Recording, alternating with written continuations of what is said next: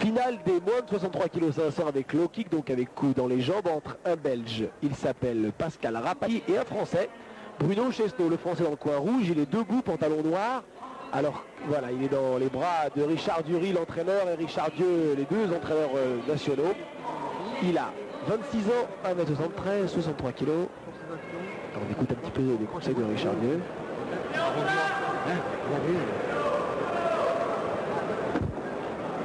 Vous avez vu son palmarès, 12 victoires, 6 acquises avant la limite et 6 défaites. Son adversaire est un Belge de 23 ans.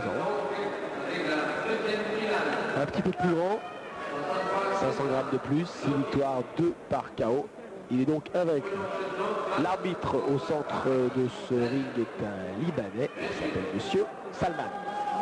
Finale assez ouverte, Daniel, avec peut-être un nouveau titre de champion du monde pour un Français. Eh bien, on l'espère bien.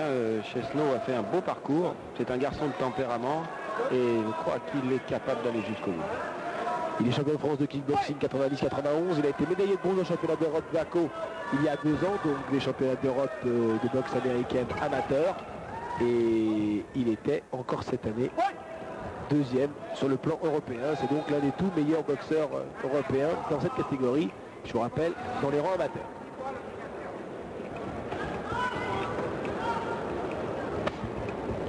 Quelques tentatives de low kick de Chesneau.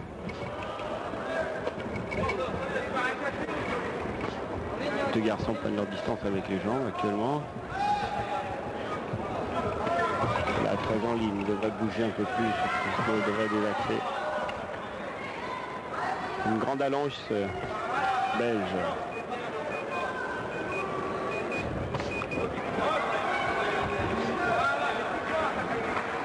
Il n'a pas utilisé une seule fois les points pour le moment, ce Belge Pascal Rapaki.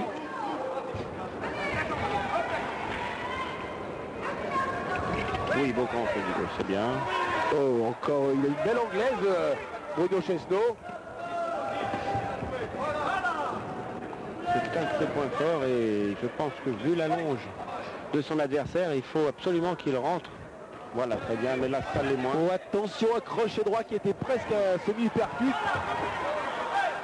Ah, c'est un match très ouvert qui se déroule sur un bon rythme. Et il reste trop en ligne le Français là, actuellement. Ah, je préfère le voir travailler de manière offensive. Ça lui convient beaucoup mieux, c'est son tempérament.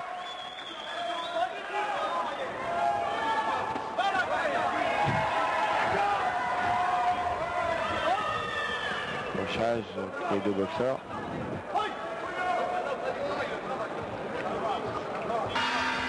Fin de ce premier round. On va écouter les conseils des deux Richard.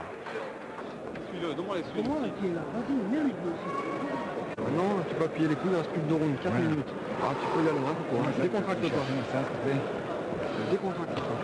Allez, décontracte-moi ça et laisse partir tes pouces. Laisse partir tes pouces. Deuxième reprise.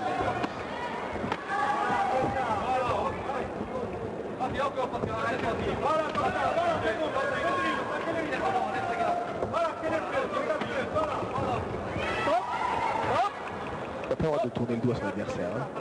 Non, on ne doit pas frapper dans le dos et on ne doit pas retourner de la même manière, on ne doit pas tourner le dos à l'adversaire, bien sûr. Il faut donner tout ce qu'on a, hein. C'est tout de même très court, 3 rounds. Oui, alors que chez les professionnels, c'est quand même beaucoup plus. Oui, les matchs se font... Ah, beau, belle série du Français. Le Belge va être... Non, il n'est pas compté. Non, il n'est pas compté, mais il est fatigué car... Il y a un beau travail ça reprend bien. De Chesneau. Chesneau va profiter de cet avantage. Oui. Chez les professionnels, Daniel, vous disiez donc, les boxeurs boxent entre 7 et 9 rounds et 12 rounds pour les championnats du monde. Alors qu'ici, donc les amateurs, comme c'est le cas d'ailleurs en boxe anglaise, 3 rounds, c'est le maximum. Par contre, ils font plusieurs matchs dans la journée. Et maintenant, c'est vrai que lorsqu'on arrive au niveau des finales, il faut avoir une bonne condition pour avoir fait tout le parcours et bien réussir sa finale.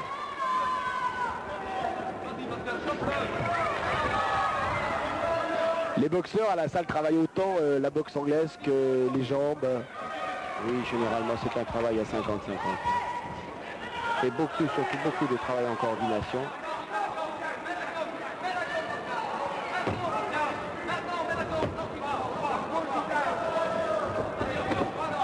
Oh, le crochet droit n'est pas passé loin, heureusement pour Chesneau. Il faut qu'il impose sa boxe à ce boxeur. Oui, c'est bien, une belle série des 2 points. Ah, il fait le forcing, il marque des points dans le deuxième round, le champion de France. Oh, la droite, il est accroché. Rapaki qui finit éprouvé. Il a été un petit peu sonné dans cette reprise, c'est sûr. Je crois que le gong arrive au bon moment pour lui. C'est un championnat du monde. Attends, écoute-moi bien, regarde-moi dans les yeux. Pascal, tu as dit qu'il n'était pas là pour rigoler. Toi non plus, maintenant tu as tout ce qui te reste dans l'esprit, tout ce qui te reste dans la peau, tu vas le mettre maintenant au 3e. Tu m'as bien compris, mets-lui dans le dos. Encore. Tout ce que tu as dans la peau, tu vas lui mettre, ok? T'as figé? Ok? T'as eu mal? Il t'a fait mal avec ses poings. Bon bah alors, qu'est-ce que t'as chié? Prends dedans. Les paroles de son entraîneur. Je suis un petit peu sceptique, il n'y croit certainement plus dans cette 3e reprise. Ouais, le cas de Bruno qui marche tout de suite sur son adversaire. Très bien, bien esquivé. Problème en bas, c'est le casque peut-être. Le casque semble avoir tourné.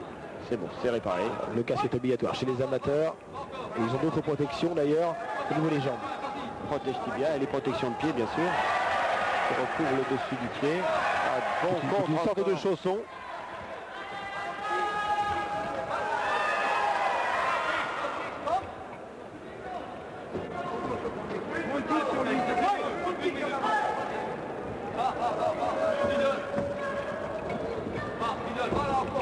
Il semble un peu fatigué ce Belge.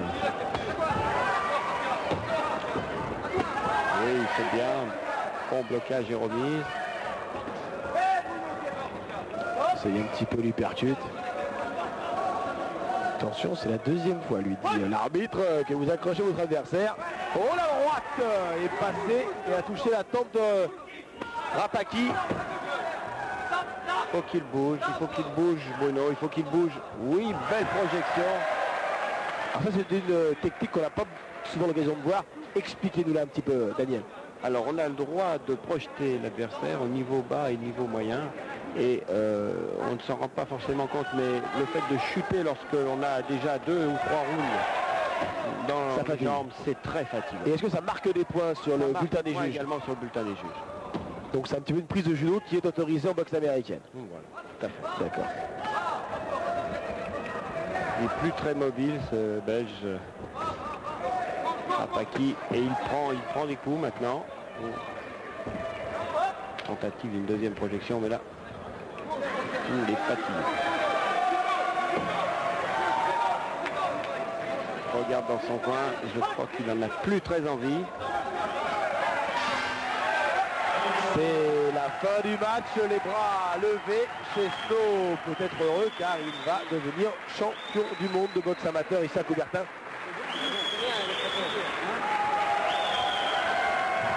Très éprouvé les Belges, c'est la contraste.